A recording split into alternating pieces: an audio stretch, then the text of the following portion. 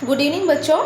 आज हमने क्लास 11 का ये टेस्ट जो दिया था है ना, तो उसका क्वेश्चन का आंसर इस प्रकार है। आप लोग मिला लीजिए कि कौन कौन सा सही आंसर होगा। पहला क्वेश्चन है, मेसोपोटामिया की पहली ज्ञात भाषा क्या थी? तो क्या थी? इसका सही आंसर होगा ए, सुमेरियन थी। जिसका सही है वो सही टिक लगाएंगे, जिसका गलत है ईमानदारी से गलत चिन्ह लगाएंगे। हमको पता है कि आंसर होगा, आप कम ही नंबर लाएंगे फिर भी बताएंगे ज़्यादा, इसलिए ऐसा नहीं करना है। दूसरा क्वेश्चन है, मेसोपोटामिया में पुरातत्व खोजने की शुरुआत कब हुई? तो ये हुई थी 1840 ईस्वी में। अगला क्वेश्चन, मेसोपोटामिया की महत्वपूर्ण नदियाँ कौन सी थी? ये तो किसी का गलत नहीं होना चाहिए। इसका सही आंसर है दजला और फरात नदी। दजला और फरात नदी। चौथा क्वेश्चन देखिए, प्रथम रोमन सम्राट कौन था? ऑगस्टस था, कॉन्स्टेंटाइन था, ट्राजन था या जस्टिन था? तो सही आंसर क्या होगा? ऑगस्टस। नेक्स्ट, प्राचीन रोमन साम्राज्य का विस्तार किस महाद्वीप में नहीं था? तो उत्तरी अमेरिका होगा, एशिया होगा, यूरोप होगा या अफ्रीका होगा? तो हमने पढ़ा था रोमन साम्राज्य एशिया में था, एशिया में था, यूरोप में था, अफ्रीका में भी था। तो कहाँ पे नहीं होगा?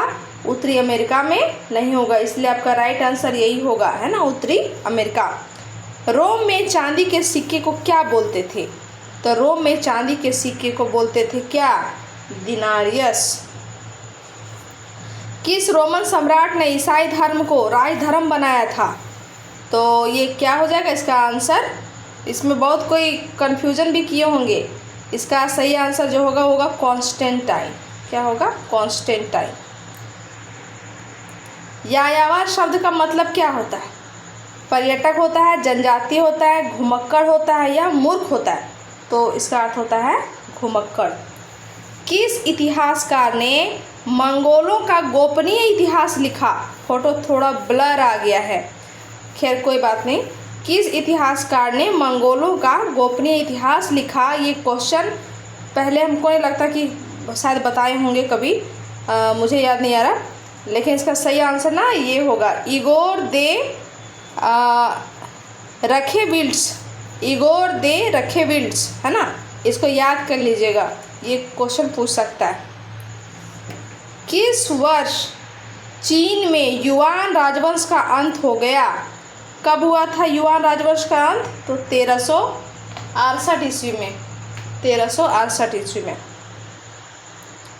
अगला क्वेश्चन, अपने किस पुत्र के बारे में चंगेज खान ने ये संकेत दिया था कि वह उसका उत्तराधिकारी होगा?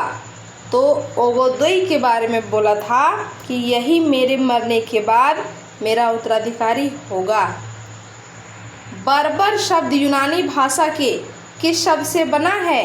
क्या वो बारबोस है, बारबरोस है, बारबे है या ननोबदीज है? तो आंसर सही होगा क्या? बारबरोस। जो ऑप्शन बी मारे वही सही है। मध्यकालीन यूरोपीय समाज कितने वर्गों में बटा था? तो ये तो आसान क्वेश्चन है, क्लास में भी किए हैं। 3 होगा ना, अभिजात वर्ग, पादरी वर्ग और किसान वर्ग।